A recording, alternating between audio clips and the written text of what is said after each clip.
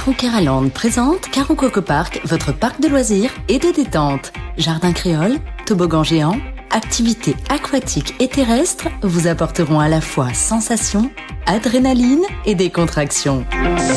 Régalez-vous dans son restaurant, le Coco Blue, ou dans l'un de ses snacks. Partagez des émotions fortes dans la zone de jeu Coco Game, où Escape Game, réalité virtuelle et maison de la peur vous offre un 3 en 1. Fêtez vos meilleurs événements avec Karo Coco Recept dans nos espaces privés lounge. Séjournez chez Karo Coco Lodge, des hébergements de charme, proches de la plage ou du spa. Keraland, le cœur de tous vos loisirs. Martinique Actualité. La Martinique signe demain un accord historique pour rejoindre la CARICOM, devenant ainsi le premier territoire ultramarin français membre associé de cette organisation caribéenne. Serge Letchimy, président de la CTM, et son équipe se sont rendus à la Barbade pour officialiser l'entrée de l'île, ouvrant ainsi de nouvelles opportunités économiques, notamment pour renforcer les échanges avec la Caraïbe. Ce partenariat pourrait diversifier les échanges commerciaux actuellement limités avec la région. Un accord diplomatique sera aussi signé par le secrétaire d'État français à la francophonie, Thani Mohamed Swahili, qui sera en Martinique ce vendredi. Didier Laguerre, maire de Fort-de-France, a dévoilé son projet ambitieux pour redynamiser le centre-ville de la capitale martiniquaise.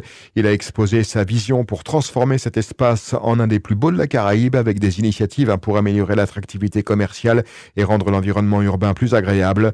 Le projet inclut des rénovations, la mise en valeur des rues et la création de zones thématiques pour stimuler l'activité économique. Si certains soutiennent son idée, d'autres restent sceptiques, soulignant les défis passés de la ville, comme la fermeture des commerces, des problèmes d'hygiène et de sécurité. Un projet à suivre de près.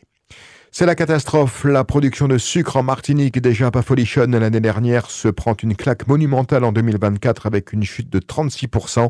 À peine 660 tonnes de sucre produites contre 1034 en 2023. La faute à des intempéries qui ont décidé de s'installer un peu trop longtemps. Les producteurs, eux, n'en peuvent plus. Des machines qui pataugent dans des champs détrempés, des conditions climatiques totalement décalées et des cannes qui, faute de conditions parfaites, deviennent plus pauvres que prévu. Résultat, moins de sucre et du coup moins de rhum, parce que, faut-il le rappeler, moins de sucre, ça veut dire moins de tout. La filière réclame environ 280 000 tonnes de cannes pour que ça tienne debout, mais la question est de savoir si la météo va enfin leur donner un break. C'est pas gagné. Grosse claque pour l'automobile en Martinique, une chute de 10,7% des immatriculations en 2024 après une reprise timide au début de l'année. La Renault Clio reste la star, mais si on parle juste des particuliers, ce sont les Dacia Sandero et Duster qui prennent les devants. Et pour l'électrique, c'est toujours la panne, seulement 5% de marché, bien loin des 17% en métropole. 760 voitures électriques écoulées, c'est tout juste mieux que l'an passé, malgré une offre qui s'élargit. Les prix, le manque de bornes et surtout la méfiance des clients freinent l'essor. Les Chinois, eux, ne rigolent pas et font les affaires avec leur MG et BID. Côté hybride, ça roule un peu mieux, 24% du marché. Toyota est en tête avec ses hybrides qui cartonnent. Bref, 2024, c'est pas l'année de l'accélération pour l'automobile en Martinique. Une vaste escroquerie touche de nombreuses personnes habitant les communes de la Martinique, dont Rivière-Pilote, Morne-Rouge, Lorrain, Lamentin, Fort-de-France et d'autres. Des victimes se retrouvent dépossédées de leurs biens après avoir signé des contrats pour des réhabilitations sous de fausses promesses de travaux à moindre coût. Des SCI ont été créés à leur insu, facilitant ainsi la spoliation de maisons et terrains. NB Finance et son dirigeant Cédric Bistuet, ancien président de l'ASBH, l'association sportive de Béziers-Hérault, un club de rugby, et gérant de la société martiniquaise, opérateur partenaire social, déjà dans le viseur de la justice pour son rôle dans cette escroquerie, sont au cœur de cette affaire. Des millions d'euros auraient été détournés, impliquant également des accusations de faux et usurpation d'identité. Les victimes se mobilisent pour une plainte collective et appellent les autorités à intervenir. L'association Assopamar invite toutes les personnes concernées à se manifester et à se rassembler pour porter cette affaire devant les tribunaux. Un procès est prévu en mai 2025 à Limoges. On écoute un témoignage. Je représente mes parents sur la commune de Saint-Joseph. Alors moi, ce que je constate, c'est que le canevas, il est plus ou moins identique pour tout le monde. Donc, ce sont des personnes qui sont dans le besoin pour rénover leurs maisons qui sont parfois très vétustes. Et c'est pratiquement le même profil pour tout le monde. Mais ce qui m'étonne, c'est que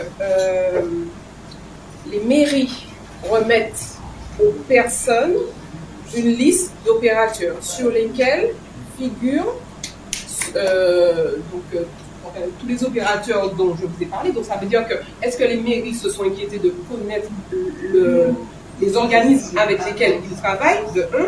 Les notaires nous voient arriver, nous voient quand même que ce sont des personnes d'un certain âge, signent certains documents sans peut-être s'inquiéter de ce qui est en train de se passer.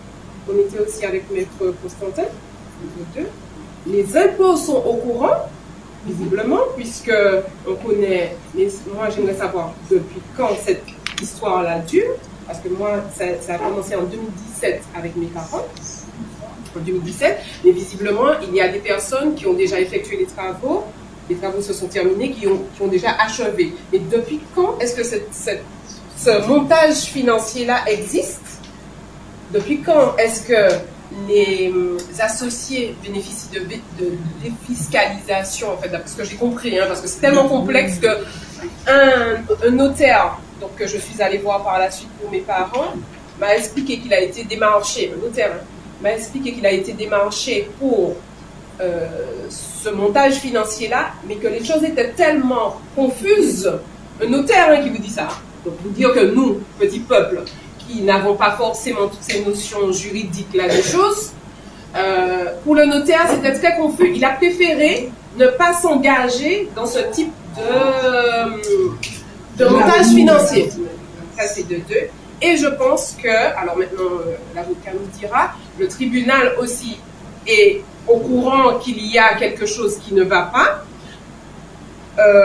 Donc je pense qu'il serait bien aussi d'alerter les notaires qui signent ces documents-là pour les autorités de la Martinique, disant attention, il y a un problème avec NB Finance. Conflit sur l'îlet du Robert, tension autour de la propriété et de l'accès aux terres. L'îlet du Robert, un lieu prisé des touristes et des habitants, est au cœur d'un conflit qui divise. Alors que l'île est officiellement propriété de l'État et gérée par l'Office national des forêts, des familles occupent les lieux depuis près de 100 ans, bénéficiant de concessions de 30 ans. Moyennant une redevance annuelle d'à peine plus de 1 000 €, les familles des Grottes et de Jaham vont donc pouvoir continuer à jouir de l'île jusqu'en 2044. Mais cette situation suscite de plus en plus de mécontentement parmi ceux qui estiment que l'accès à l'île devrait être ouvert à tous les Martiniquais.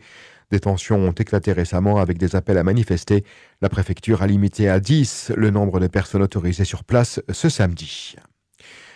Politique, la nomination de Richard Ferrand à la présidence du Conseil constitutionnel a été validée par les commissions des lois de l'Assemblée nationale et du Sénat. Proposé par Emmanuel Macron pour succéder à Laurent Fabius, Ferrand a promis de garantir l'indépendance de l'institution. Cependant, sa nomination suscite des critiques, notamment de la gauche, qui évoque des liens avec le Rassemblement national. Ça sent le carnaval. Fort-de-France lance la première édition des Étoiles Carnaval Capitale du 1er au 5 mars. Cet événement met en lumière les acteurs du carnaval à travers divers concours. Les Étoiles Bradiac, le 1er mars, sur le front de mer, récompensera les véhicules emblématiques du carnaval, jugés sur l'art, l'impact et la créativité. Le public pourra aussi participer via un vote numérique pour élire ses favoris dans plusieurs catégories.